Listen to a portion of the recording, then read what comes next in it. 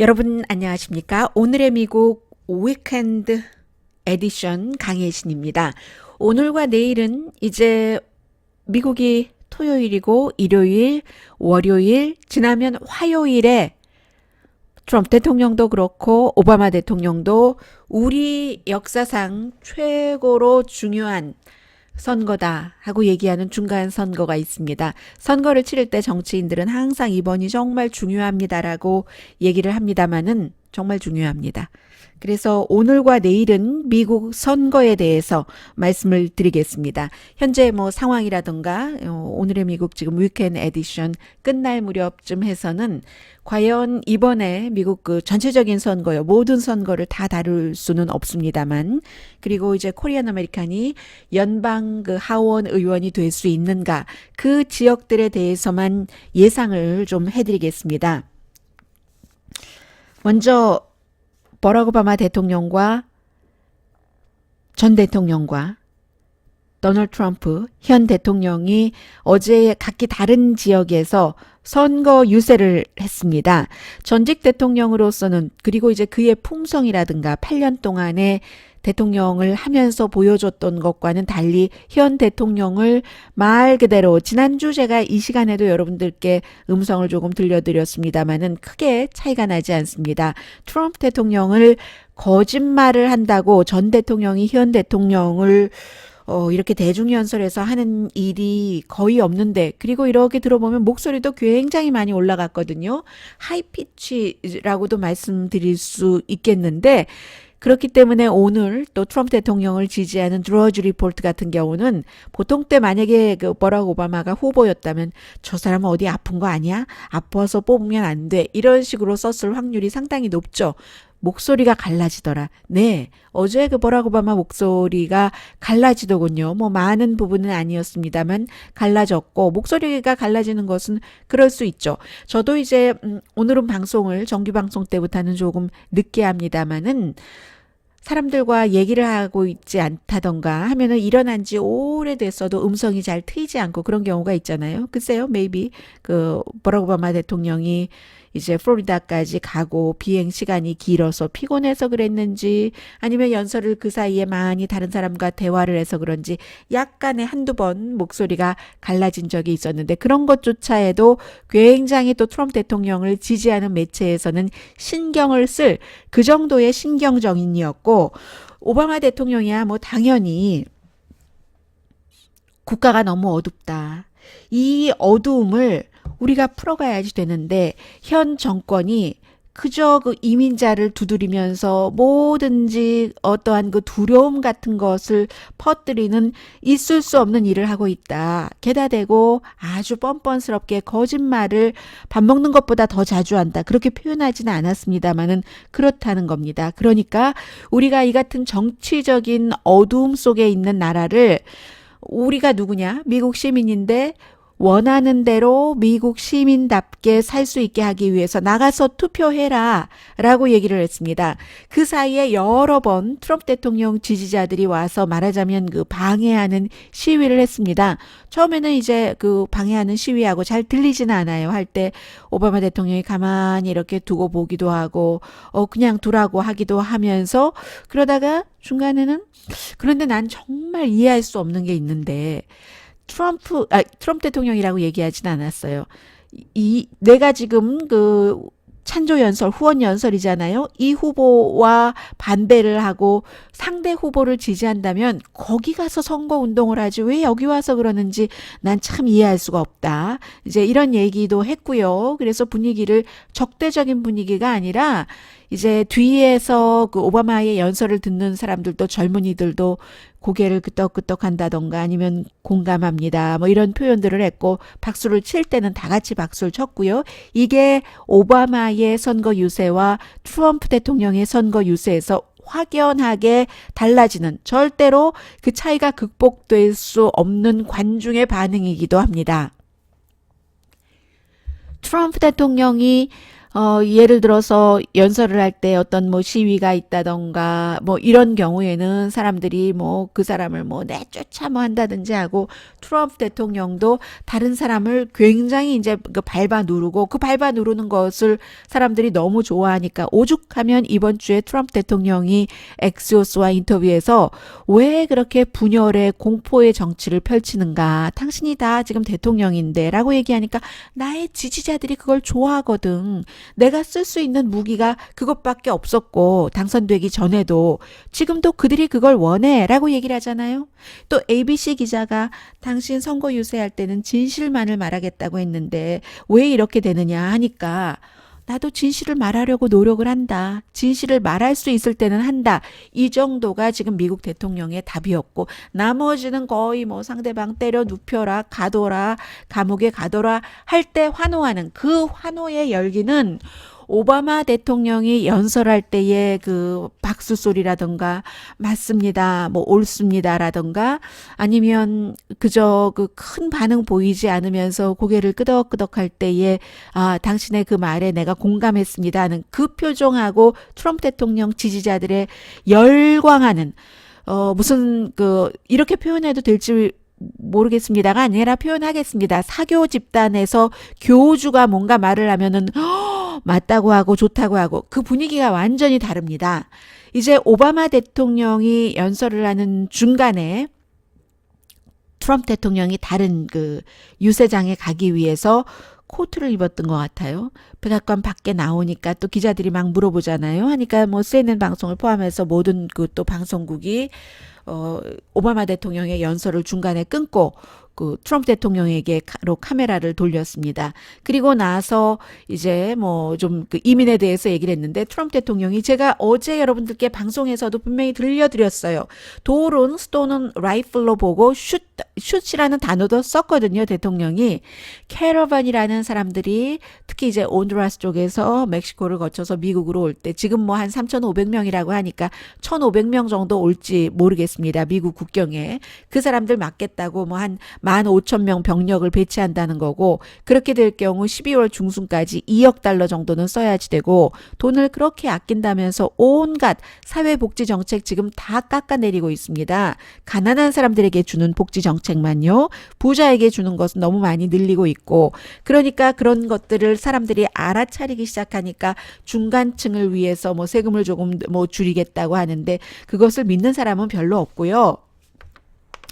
그래서 어쨌든 그 대통령이 그 백악관에서 뭐라고 얘기를 하냐면 내가 언제 돌 던지는 사람에게 돌을 총 무기로 보고 총으로 쏘라고 했느냐.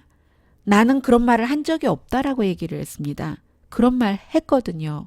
여러분들도 어제 아침 오늘의 방송에서 그 내용을 들으셨거든요. 어떤 기자가 물어봤었을 때 한두 번 얘기한 게 아니에요. 루즈벨트 룸에서 그제 루즈벨트 룸에서 했습니다. 백악관에. 그런데 하루 만에 내가 언제 그런 얘기를 했냐. 나 그런 얘기 한 적 없다. 또 가짜 뉴스라고 페이크 뉴스라고 비난을 하고 그렇게 돌을 던지는 그리고 와보지도 않았어요. 아직 그 사람들이 미군에게 예를 들어 돌을 던진다 하면 돌을 던지는 그 사람들을 감옥에 가두겠다.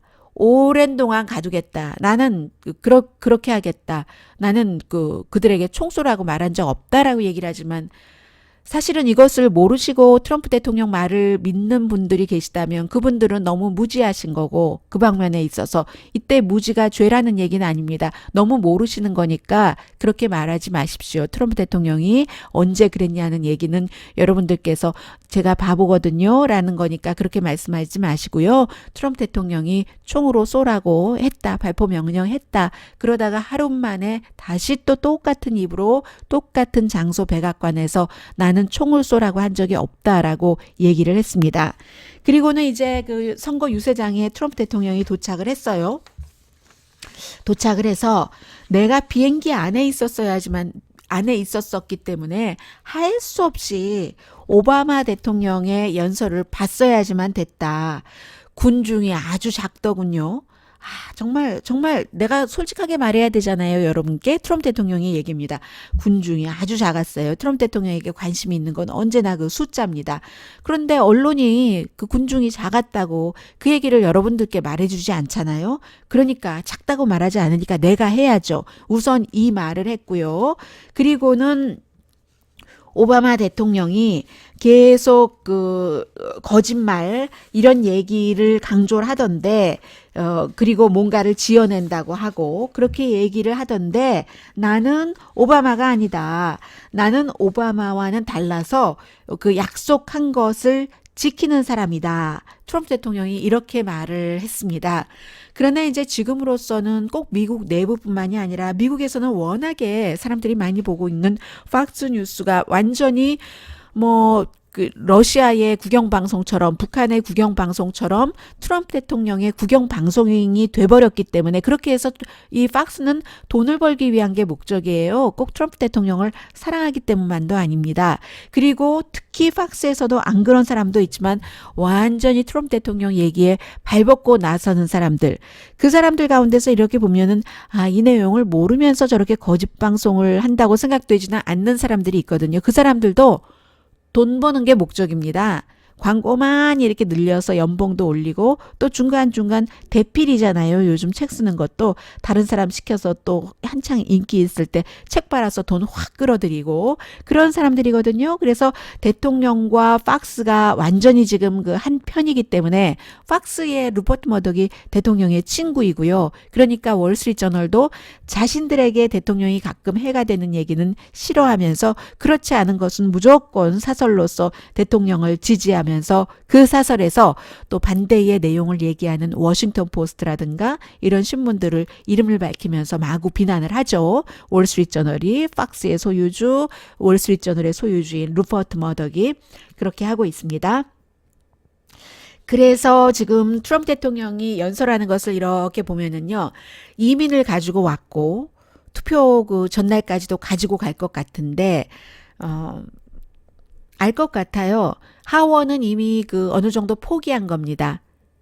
어제 연설에서는 트럼프 대통령 자신도 하원은 민주당이 다수당이 될 수도 있다라고 얘기를 했거든요.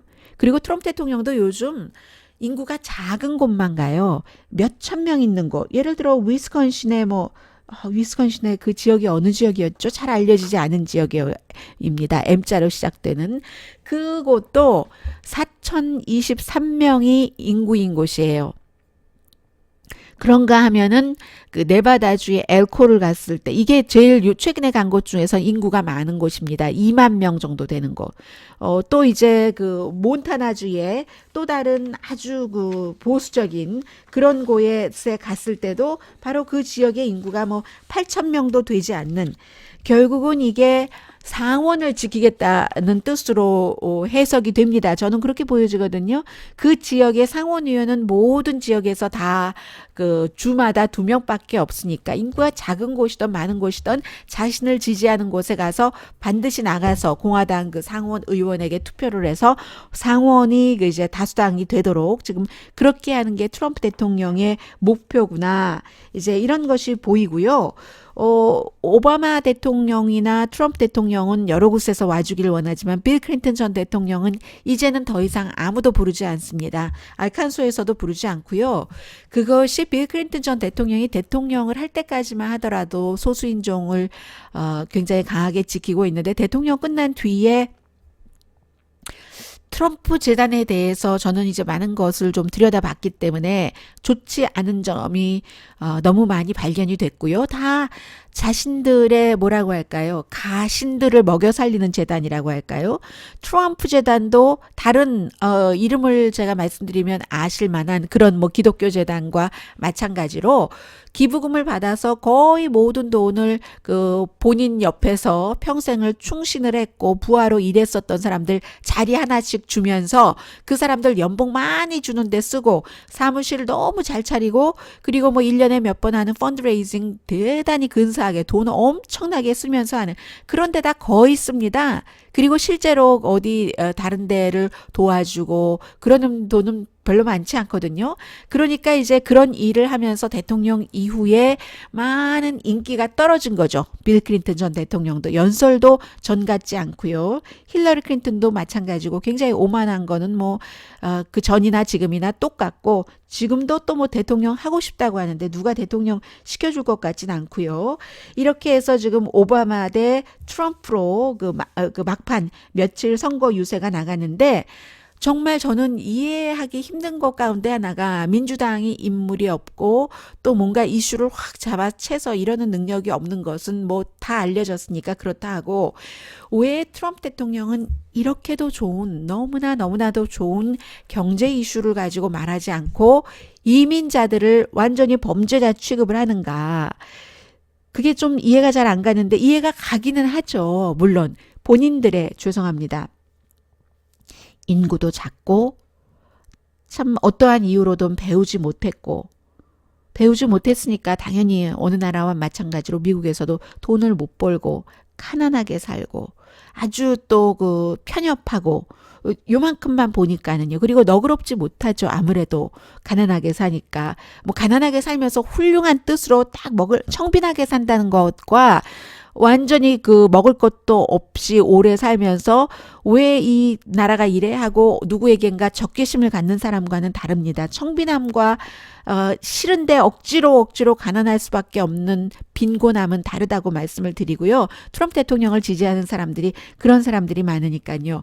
그렇기 때문에 그런 사람들에게 화를 돋궈서 이민자 때문이야 하고 하는 것은 이해가 갑니다마는 좋은 대통령으로 역사에 기록이 되려면 빌 클린턴 전 대통령처럼 아무도 부르지 않는 대통령이 되지 않는다는 마음이 있다면 아주 좋게 갈 수 있는데 트럼프 대통령이 그렇게 미래까지 생각하는 것 같진 않고요.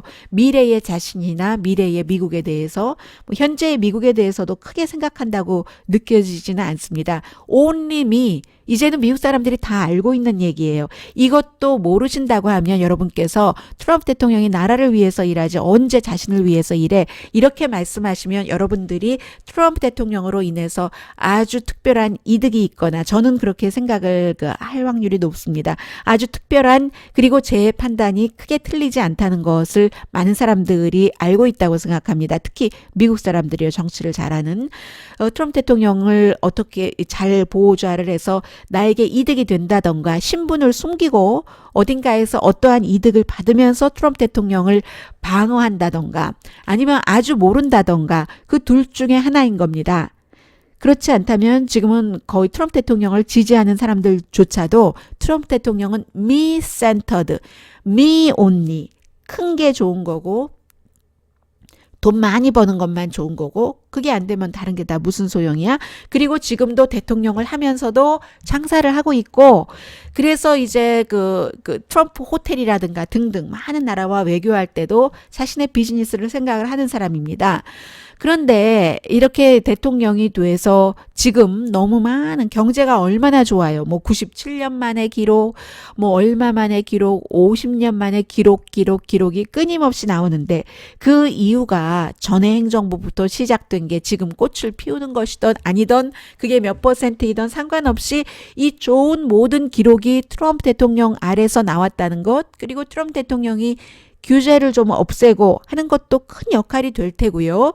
그러한 것들을 홍보를 해야지 될 텐데 어디 가서 좋은 얘기 시작하잖아요. 경제에 대해서. 경제로 시작하다가도 어제도 마찬가지였어요. 또 이민자들이 완전히 이 나라를 말아먹는다는 식으로. 광고도 하나 그런 광고를 그 트위터에 냈죠. 그 사람이 미국에서 여러 번 추방됐다가 다시 들어와서 살인을 했는데 나중에 재판받는 과정에서 뭐 자신의 죄에 대해서는 캘리포니아주에서였어요. 폴리스를 2명을 살해를 했는데 세크라멘토 비를 보면 그 내용이 자세히 나오는데 제가 방송 끝나고 todayus.com에도 올려놓겠습니다. 저희 방송의 근거를 항상 마련해 드리는 거예요. 그런데 이제 그 재판 과정에서도 하나도 죄책감도 안 느낀다고 이런 인간들을 민주당이 보호한다라고 트윗을 하고 그리고 이제 그 죄인이죠. 그 죄인을 트럼프 대통령이 이번에 본인의 2020년도 선거 캠페인 자금에서 이제 선거 캠페인을 하는데 그 범죄자를 넣고 했는데 또 트럼프 대통령의 아들은 CNN 방송에다가 이 광고 틀어달라고 했더니 CNN 방송이 너무 인종차별적이라고 안 틀었습니다. 그랬더니 CNN을 욕하거든요. 그런데요.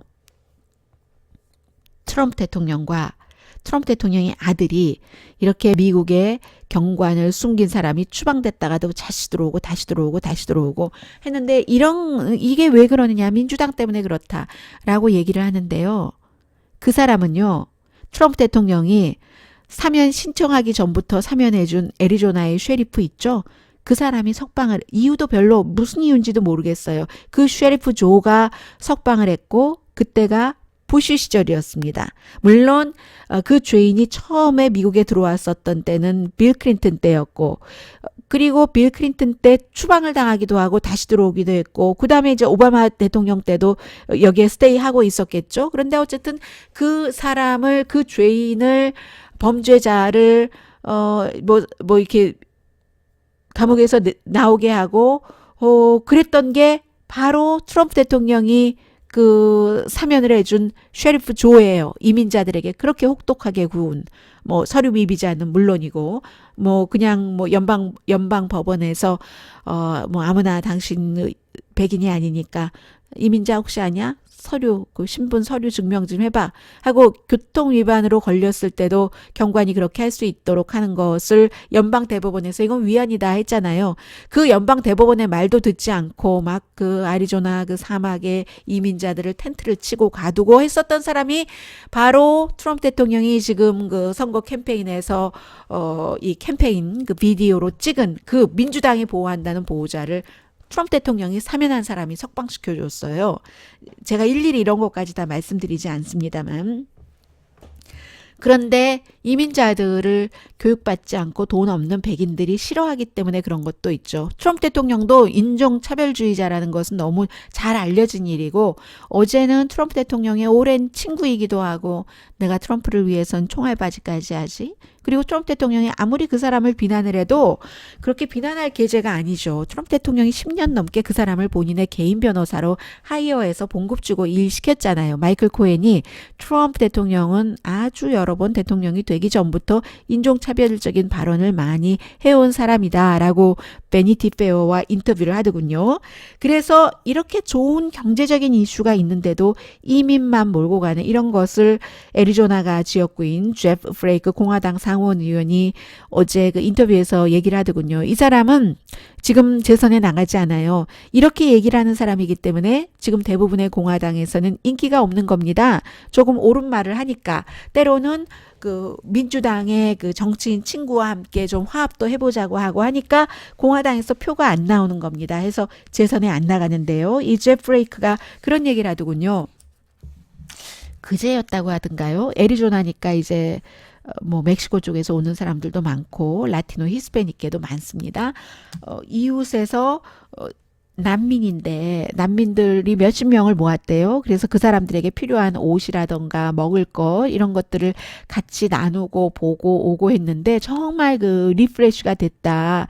미국이라는 나라가 좀 많이 있으니까 없는 사람들에게 이렇게 도와주고 하는 게 이게 당연한 것 아니냐 이렇게 얘기를 하면서 앵커가 물어봤어요. CNN의 앵커였는데 울프 브리지였습니다.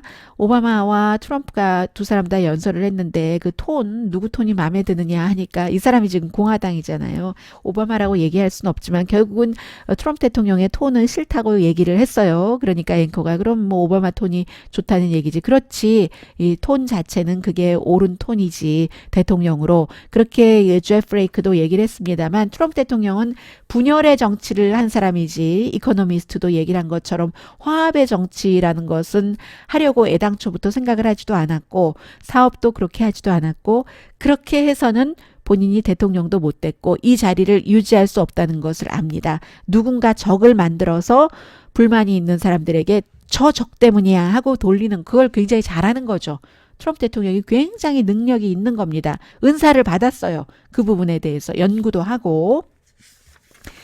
그래서 전 같으면 있을 수도 없는 일이 어딘가요? 어떤 주에서 있었는데 아이다호주군요. 아이다호주도 뭐 공화당이 강한 주죠.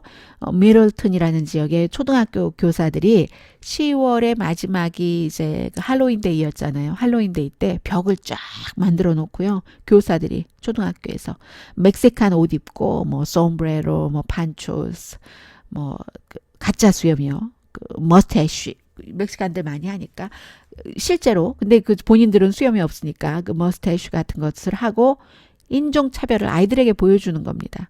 어린이들에게 그 적대적인 것을 보여주는 거예요. 막 벽을 쌓고. 그래서 이제 이게 큰 이슈가 되기도 했는데, 공화당은요, 8월 달이나 지금이나 이민에 관한 이슈에 별로 큰 차이가 없어요. 이민이 가장 중요한 이슈다라고 얘기하는 사람이 29%입니다. 그러나 같은 기간 동안 민주당에서는 10포인트가 내려가서 18%만 이민이 가장 중요하다고 얘기를 하고 뭐 그밖에 더 중요하다고 생각하는 건 헬스케어 이런 부분이잖아요. 그래서 오바마 대통령이 헬스케어에 대해서 트럼프 대통령과 공화당이 어떻게 거짓말을 하고 있는가 그 병력에 대해서 어제 제가 정규 방송 시간에도 말씀드렸습니다마는 그런 부분을 강조하고 있는 것이고요. 자, 그래서 이제 뭐 오늘이 토요일이죠. 내일 모레 그대로 갈 테고요. 이 부분은 제가 자세히 전해드리지는 않을게요. 앞서 말씀드린 트럼프 대통령의 요즘 선거 캠페인에 나오는 그 범죄자 이름이 뭐였던가요? 이름이 뭐 아무튼 B자 들어가요. 라스트 네임은 B자가 들어가는 그 사람을 조 알파이오라는 그 셰리프가 풀어줬는데 이 셰리프가 이제 그쪽 지역에서 결국은 잡혔는가 보죠. 살해를 한 경과는 캘리포니아인데요. 아무튼 그랬습니다. 2014년도에. 그리고 그때 이 용의자가 쓴 총이 AR-15이에요. 트럼프 대통령과 공화당이 그렇게 일반 사람들에게 AR-15 주는 것을 반대하는 보통 사람들이 왜 전쟁터에서 적군을 죽이는 그런 총을 갖고 있어야지 됩니까? 사냥을 하는데 AR-15이 왜 필요합니까? 바로 이 지금 선거 캠페인에도 썼던 이 범죄자가 AR-15으로 캘리포니아 경관 2명을 2014년도에 살해했다. 이런 말은 하지 않습니다. 그런 것이고요. 저도 하도 할 얘기가 많으니까 여기까지 정규 방송 시간에 전부 말씀을 못 드리고 있습니다. 해서 지금 그런데 이런 것들이 공화당 트럼프 대통령 후원자들에게 지지자들에게 너무 큰 영향을 미치는 것이 효과가 있는 게 이게 지금 미국이에요. 미국의 시대 정신이 이렇게 돼 버렸습니다. 아직도 많은 사람들이 그거 아니다 하고 반감을 갖고 반응을 보이지만 그렇게 폭력에 대해서 반대하는 사람들은 좀 점잖잖아요. 할 때까지는 참아보잖아요. 대통령이 거짓말합니다. 이런 말을 하기 전까지는 사실과 다르다고 이렇게 얘기하다가 할 수 없으니까 거짓말을 합니다. 저도 마찬가지예요. 그 시간이 필요했었어요. 그렇게 갈 수밖에 없잖아요. 왜냐하면 거짓말을 합니다라고 말을 하지 않으면 더 큰 거짓말을 하니까. 폭력을 쓰는 사람한테 저 사람 폭력 써서 나빠라고 얘기하지 않으면 더 큰 폭력을 쓰잖아요. 그러니까 그런 것에 반대하는 사람도 마찬가지로 거칠어질 수밖에 없는 이게 도대체 쓸데없는 에너지를 왜 이렇게 낭비를 하고 살아야지 되는지 정말 알 수가 없어요.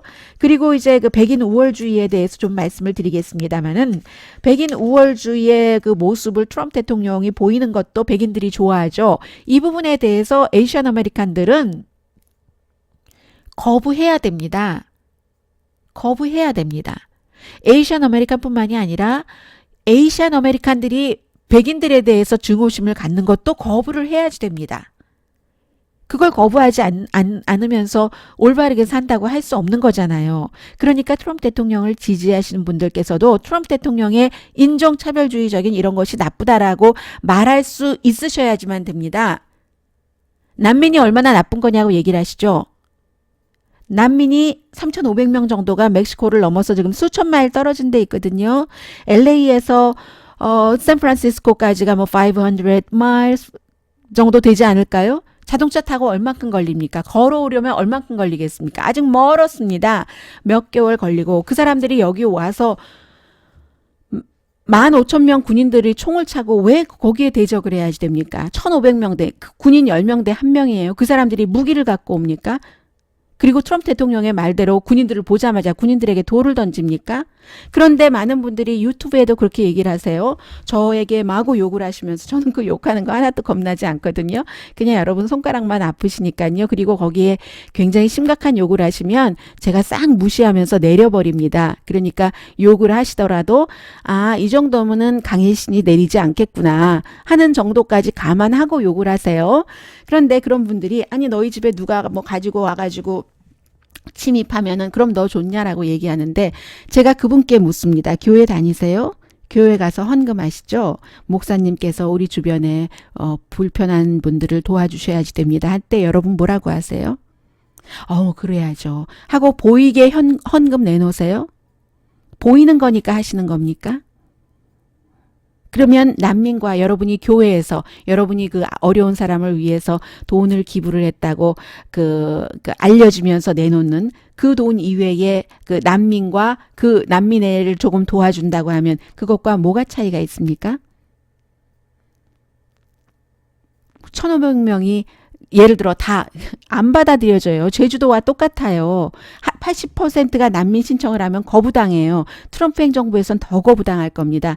80%면 만약에 80% 10%라고 하면은 150명이고 20%면 300명 될까 말까 하는 거거든요. 3억 2천만 명 인구에 뭐가 그렇게 대단히 해당이 되겠어요. 그것으로서 나라의 정신이 좋아진다면 가난한 사람은 도와야 된다. 그럼 또 이렇게 말씀하시겠죠. 그게 계속 밀려온다. 누가 바보입니까? 계속 그렇게 국경을 열어둡니까?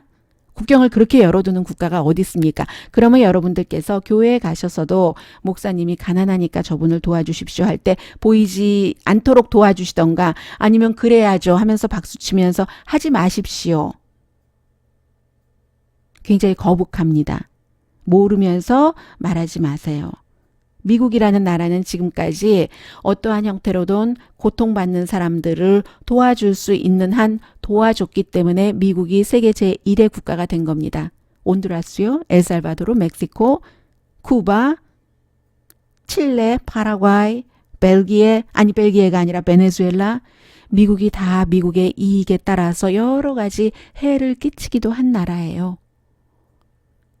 특히 엘살바도르 같은 나라, 그런저런 이유로 인도적인 차원에서 그 사람들을 난민으로 받아들이고 하는 이유도 있다는 것 아세요? 모르세요? 모르시면 아시고 알고 계시면 더 곱씹으시고 말도 안 되는 얘기는 하지 마세요. 백인 우월주의에 대해서 좀 말씀을 드리겠습니다. 그러면서 또 한 가지는 이 얘기는 제가 나중에 시간이 있으면 말씀을 드리겠습니다. 캐러번 이런 것도 대통령도 트윗을 하죠. 민주당의 누구 조지 소로스가 다 돈 되는 거야. 그렇지는 않거든요. 이게 또 팍스가 열심히 그렇게 보도를 해요. 그 팍스만 보는 사람들이 그러려니 하고 생각을 하는데 조지 소로스가 어찌 보면 돈을 벌 때는 어떠한 그 금융권을 조작을 해서 돈을 많이 번 헤지펀드의 천재일지 모르겠습니다. 돈 벌 때는 공화당 친구가 많았겠죠. 그런데 조지 소로스는 그나마 돈을 벌고 난 뒤에는 가난한 사람을 돕습니다. 독재에 항거합니다. 헝가리의 독재, 또 푸틴의 독재 같은 데 항거를 하고 돈을 번 이후에는 더 이상 자신이 돈을 벌기 위해서 돈을 벌 수 있는 사람을 위해서 일하진 않아요. 제가 볼 때 소로스는 돈 없는 사람, 힘 없는 사람, 자신의 투자에 아무런 도움이 안 되는 사람을 위해서 일을 하고 그에 비해서 그럼 똑같잖아요. 코크 브라더스, 공화당 아니면 카지노의 대부 예루살렘에 다 같이 주이신데 예루살렘에 미국의 대사관을 짓게 한 그 카지노의 대부 또 코크 브라더스 예를 들죠. 돈 많은 그 기업인들 찰스 코크 브라더스는 본인들이 그 공화당을 지원을 하고 그럴 때 소로스와 틀린 것은 소로스는 법을 바꾸려고 하고 그러진 않거든요. 가난한 사람을 도와줘요. 그리고 가난한데 똑똑한 사람들 교육받게 해주고 그에 비해서 그 코크 브라더스는 본인들이 돈을 더 벌기 위해서 하는 거잖아요. 전부 법을 바꾸려고 하고 규제를 없애려고 하고 그런 뜻에서 돈을 쓰잖아요. 그게 좀 차이가 있어요. 물론 저는 제 집 근처에 헌팅턴 라이브러리가 있습니다만 그런 그 헌팅턴처럼 아주 막 심각하게 하고 돈 벌고 나서 나중에 다 기부하고 하는 것도 별로 좋아하진 않아요. 그러나 소로스처럼 돈을 정말로 공화당 친구들과 함께 뭔가를 뭐 조작을 해서 헤지펀드를 하고 벌고 했다 하더라도 어차피 그 돈을 쓸 때 이렇게 쓴다면 뭐 안 쓰는 것보단 낫잖아요. 그런 생각하고 있고요. 소로스와 뭐 콕 브라더스 그 부분에 대해서는 시간이 있으면 말씀을 드리겠습니다. 대통령의 뭐 친구이기도 하고 변호사이기도 했던 마이클 코엔 지금은 이제 특별검사의 조사를 받고 있는데 트럼프 대통령이 굉장히 그 인종차별적인 얘기를 많이 했는데 그 가운데서 뭐 예를 좀 들자면 베니티 페어와 인터뷰에서 얘기를 한 겁니다. 2016년도에 선거를 이렇게 하고 있는데요. 트럼프 대통령 이제 그 뭐 선거 전하고 유세하고 할 때는 거의 백인이잖아요. 그 관중들이 그걸 이렇게 보고는 이제 누군가가 전부 백인이네 했겠죠. 그랬더니 대통령이 흑인 말이야. 너무 스투핏해서 너무 바보 같아서 흑인들은 그 너무 스투핏해서 나를 지지할 수가 없어. 나를 지지할 만한 능력이 없는 인간들이거든. 그러니까 그 군중에 없는 거야. 이제 그것을 이제 뭐 리플레이를 했다던가 봤다던가 하는 거죠. 그리고 군중 뒤에서도 그런 얘기를 한다는 거예요. 다 백인이면은 흑인들은 나를 그 지지할 만한 그 정도의 그 지적 능력이 안 돼. 스투핏이라는 표현을 쓴다는 겁니다. 그리고 또 2013년도에 넬슨 만델라가 숨졌을 때요. 그때는 뭐 텔레비전 스타였었죠. 그 트럼프 대통령이 그 뭐라고 얘기를 하냐면 넬슨 만델라의 죽음, 넬슨 만델라가 남긴 여러 가지 일들이 있잖아요. 우선 그 사우스 아프리카에서 대통령이 됐고 흑인으로서 인구가 뭐 10%도 안 되는 백인이 뭐 90% 이상의 부와 모든 권력을 다 차지하고 있던 그 사우스 아프리카에서 이제 그런 모든 것들이 뭐 27년이었던가요? 감옥살이도 다 하고 그 이후에 나온 일이지만 그때 넬슨 만델라가 숨져서 뭐 미국 대통령 뭐 전현직 대통령들도 가고 뭐 막 그랬잖아요. 그때 그 도널드 트럼프라는 사람이 이제까지 말이야 흑인이 이끈 나라 가운데서 쉐톨 나라가 아닌 나라가 있어? 똥통 나라가 아닌 나라가 있어? 처음에 트럼프 대통령이 이 그 가난한 나라들 보고 대통령이 되자마자 했었던 그 쉐톨 발언입니다. 흑인이 지도자인 나라치고 쉐톨 나라인 아닌 나라가 있어? 이게 이제 굉장히 인종차별적이라는 거죠. 어쩌면 그래서 만일 그게 사실로 드러난다면 러시아에 가서 오바마 부부가 묵었던 그 침대, 흑인 부부잖아요. 묵었던 침대에 창녀들을 데리고 와서 여기에다가 그냥 쉬해버려 라고 했는지도 모르죠. 아직 확인된 일은 아니지만 그런 일들이 있고요. 그리고 트럼프 대통령이 그 어프렌티스 그 프로그램을 촬영을 할 때 그때는 이제 대통령이 되기 전이죠. 아주 유명한 그 블랙을 그 선택을 안 했어요. 캐스팅을 안 했습니다. 라스트 네임이 잭슨인 사람이에요. 코아미 잭슨이라는 사람을 선택을 안 했는데 그 겨울 시즌에 왜냐하면 트럼프 대통령이 그때 얘기하기를 블랙 F자를 써가면서 블랙 F 뭐뭐를 내가 이기게 할 수는 없지. 이 사람이 굉장히 잘하는 사람이니까. 그런 말하는 것을 들었다는 거고. 그리고 이 잭슨 씨가 나중에 트럼프가 나에게 그렇게 말했다는 건 내가 들었다라고도 전에 얘기를 했어요. 또 한 사람 백악관에서 트럼프 유일하게 그 흑인이었고 같이 디 어프렌티스에서 일을 했었던 오마로사 중간 이름은 잘 모르겠고 라스트 네임이 코헨 그 허스번이 이제 주이신가 봐요. 이 그 여성도 어프렌티스에 대해서 그 얘기를 하고 나중에 얘기할 때 잭슨에 대해서 트럼프가 N자 월드, F자 월드 썼다라고 얘기를 했죠. 그리고 또 그 마이클 코엔 변호사가 트럼프 대통령과 같이 그 운전을 하고 어디를 가고 있는데 2000년대 말이었대요. 아주 그 러프한 이웃이에요. 러프한 이웃이라고 했는데 살기 거칠고 험하고 그런 곳. 뭐 부동산 개발업자니까 모든 길들을 다 자신들이 다니는 길을 깨끗하게 할 수는 없죠. 물론 어떤 경우 제트기를 타고 휙 가면 되지만 그것도 안 되고 할 때 그곳을 통과해야만 되잖아요. 그런 길을 갈 때 트럼프 대통령이 흑인만이 이런 데서 살 수가 있지. 어떻게 인간이 이런 데서 살 수가 있어? 뭐 이런 말도 했다는 그런 얘기들도 나오고 있습니다. 그래서 마이클 코헨은 지금은 뭐 이제 민주당을 위해서 뭐 선거 캠페인을 하고 있는 사람이고요. 이번 주에 이코노미스트가 미국에 대해서 중간 선거가 얼마나 중요한가. 미국이 썩은 것은 그야말로 90년대 뉴트 깅그리치 공화당 하원의장 때부터였다. 이 사람이 굉장히 과격한 사람이잖아요. 와이프가 지금 바티칸의 대사이고 과격하게 텔레비전을 너무 잘 활용한 사람이에요. 자신은 뭐 3번인가 4번인가 결혼하고 와이프 아파서 막 암으로 병상에 입원해 있을 때 그 어페어를 일으키고 그리고 트럼프는 그로 인해 탄핵돼야지 한다면서 본인은 와이프에게 아니 지금 암 치료받고 있는데 나 이 여자랑 결혼해 비서인가 뭐 스텝이었어요. 지금의 부인이요. 나 이 여자랑 결혼해야지 되겠으니까 이혼 서류에 도장 찍어 있었던 사람이 뉴트 깅그리치거든요. 굉장히 텔레비전을 잘 활용해서 이때부터 미국에는 아주 정치의 더러움이 퍼졌다. 이게 이코노미스트의 지적입니다. 지금 대통령은 모든 것을 기꺼이 정말 willingly 분열을 시키는 것을 하고 있고 성공을 하고 있다라고 얘기를 하는데 이코노미스트는 민주당이 하원에서라도 이겨야지 되는 이유로 민주당이 하원에서 이기면 좀 온건함을 유지하겠지만 이번에 지면은 또 백악관, 상원, 하원 전부 공화당이면 민주당이 극단적으로 갈 수밖에 없다고 진단을 합니다. 그리고 공화당도 대통령을 견제하지 않는다는 거죠. 그렇기 때문에 하원이라도 민주당이 이겨서 공화당도 그동안 실패했고 안 해왔고 기꺼이 트럼프 대통령 발밑에 딱 엎드려서 하라는 대로 하는 이런 것에서 나와서 이제는 안 됩니다. 민주당이 저렇게 되고 뭐 이러니까 안 됩니다 하면서 새로운 원래의 공화당의 이상 새로운 보수로 나가기 위해서는 민주당이 하원이라도 다수당이 돼야지 되는 게 미국의 미래에 좋다는 게 이코노미스트의 지적이었고요. 그리고 지금 정말로 중요한 이슈가 이민이 공화당이고 민주당에는 헬스케어고 그런 것인데 그 밖에는 미국의 법무부도 대통령이 하도 무지막지하게 잘 알지도 모르면 용감할 수가 있잖아요. 네, 시키는 대로 하지. 왜 이게 시키는 대로 안 되는 거야? CEO처럼.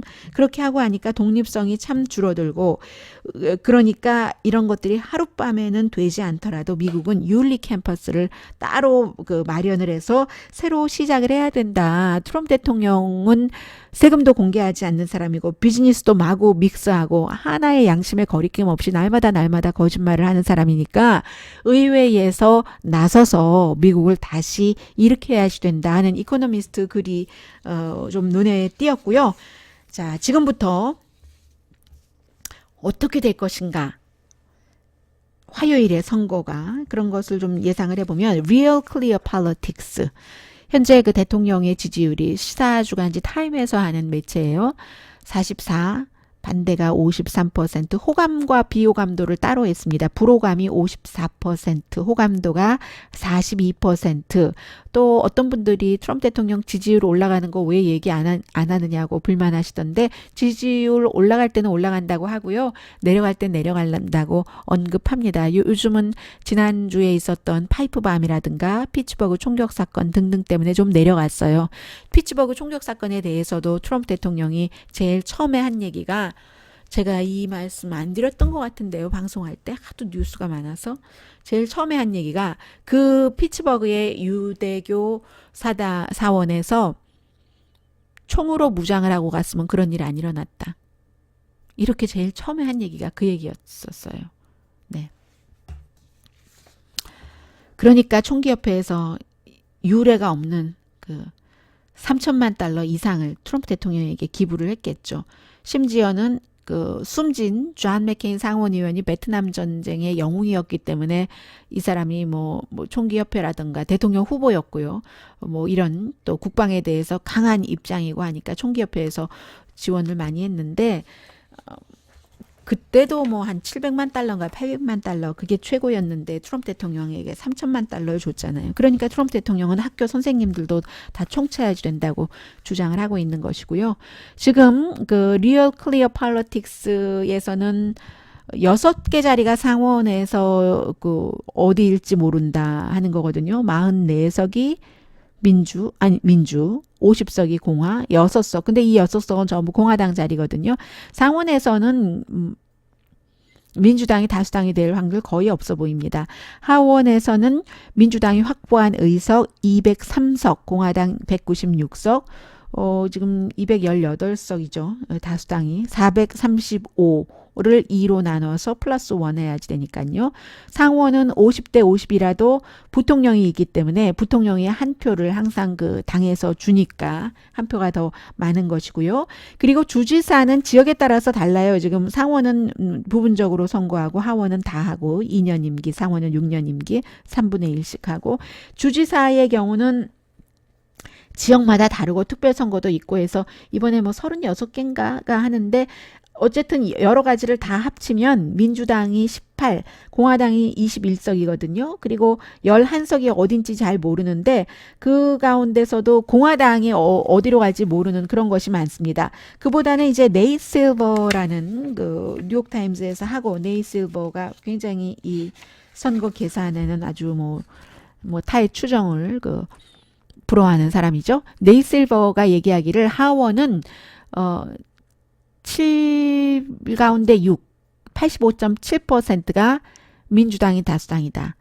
공화당이 다수당이 될 확률은 14.3%다라고 봤습니다. 그래서 이제 민주당이 한 227석? 그렇게 많진 않네요.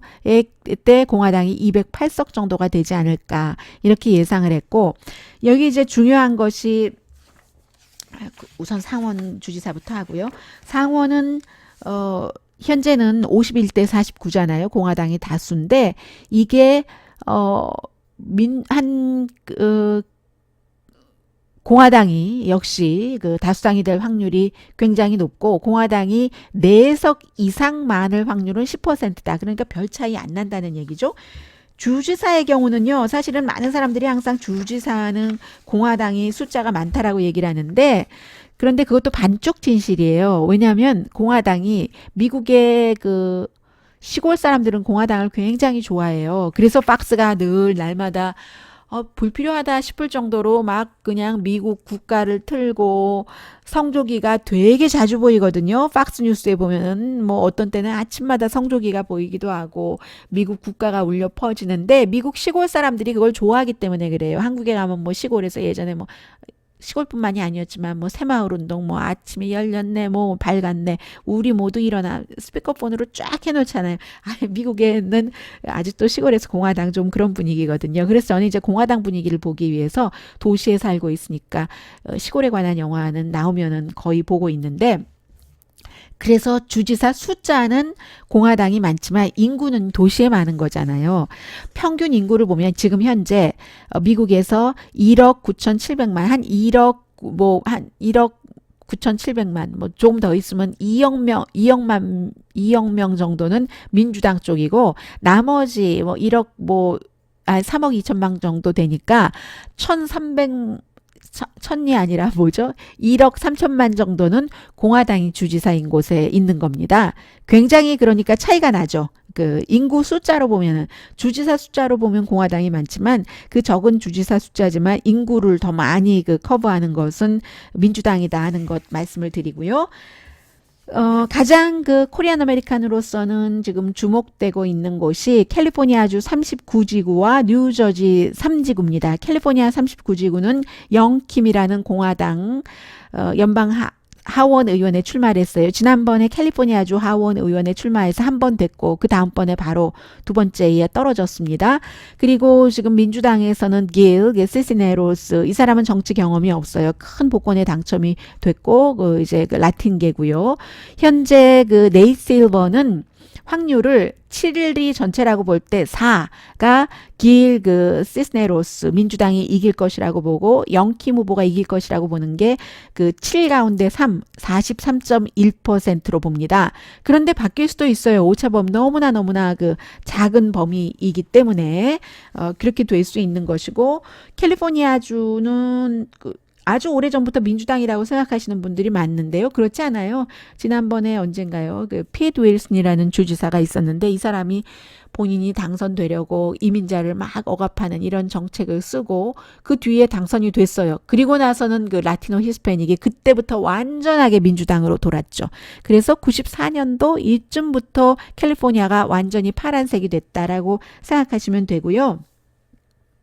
뉴저지주에서는 젊은 앤디 킴이라는 물론 미국에서 태어난 것 같아요. 어머니 아버지는 미국으로 오셨지만 이분이 36살인데 오바마 대통령 당시에 이제 중동 그쪽에 어떤 그 자문도 했고 하는 젊은 사람인데 이길 확률이 9 가운데 4 그리고 공화당이 이길 확률이 9 가운데 4거든요. 9 가운데 5, 앤디 킴이 53.7%, 그리고 탐 메가더가 공화당인데 그 46.3%, 그 밖에 이제 다른 후보도 있는데 별로 신경 쓸 건 없는 것 같고요. 그렇게 보면은 지금 뉴저지에서 앤디 킴 민주당 그 연방 하원 의원이 탄생할 확률이 지금으로서는 영킴 의원이 캘리포니아주에서 탄생을 해서 뭐 최초의 뭐 에이시안 아메리칸 여성 공화당이 되나요?